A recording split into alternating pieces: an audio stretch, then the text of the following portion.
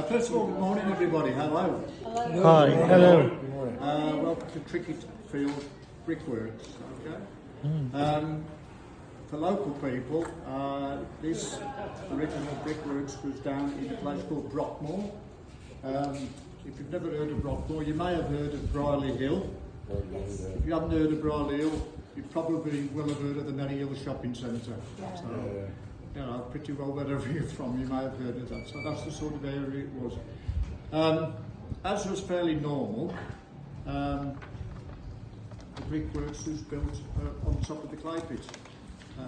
It sounds fairly obvious, but if you think about it, there's no point in transporting clay, tons of clay, 100 miles to make bricks out of it, so you might as well do it over the top. And a lot of the brickworks, before they were actually brickworks, were actually coal mines. Now for some reason, and I'm not quite sure what, and I have asked the question, clay is always underneath coal. So for example, locally, the last coal mine to close around here was Baggeridge, which is a huge coal mine, and that closed in 1968.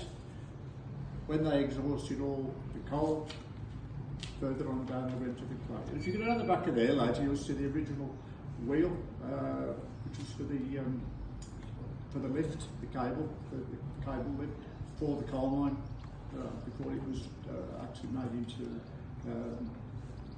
brickworks to become a clay pit. In the early days, the clay would be taken out by young girls for the main part. They'd go down the ladder, pick up big lumps of clay, pop them on top of the bed, climb back up the ladder, and then take it into the workshop. So things moved on quite a bit since then. We're actually based in 1955, which isn't all that long ago in terms of history, is it really? And at that time, things had moved on quite a bit. So they had a clay preparation area, which sort of standardised the clay, if you like. But clay, as you know, is a natural product, comes out the ground, so it's never the same price, is it, you know. So they had, it's almost like a windmill type operation, where you've got a sail going round, and you've got like two contra-rotating stones, and you set a gap, and you force the clay through there. If it's too thick, you add a bit of water. If it's too thin, you add a bit more clay. So you get some sort of consistency. Again, in Victorian times, they'd have young children treading the clay like you tread grapes.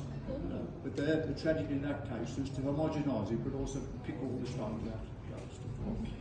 So in the 50s, it won't quite that bad. Right then, we come to the actual process itself. This is next door is the clay preparation room. This is where all the work would be done.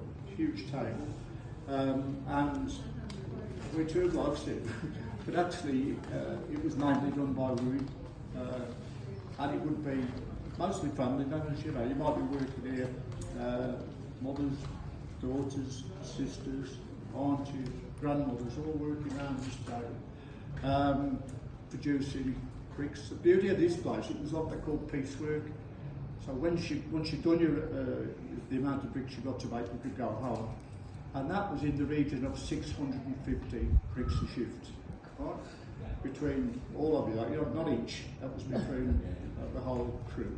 And believe me, it is a fact that they expected to do that within 6.5 hours.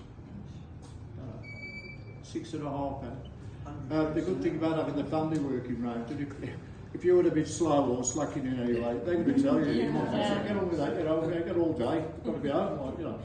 So as I say, they could finish it. The other things here as well is, and bearing in mind we're talking 55, there's some of the works around here at that time, if you got married, you got the sack. Can you believe that? I mean, it's not hundreds of years ago, isn't it? You know, you would get the sack. So here, they actually encouraged mothers, working families and stuff like that. And they did a twilight shift, which meant that you could fit that in around your other family requirements. So that's basically the story. So we've got to get on with the bit of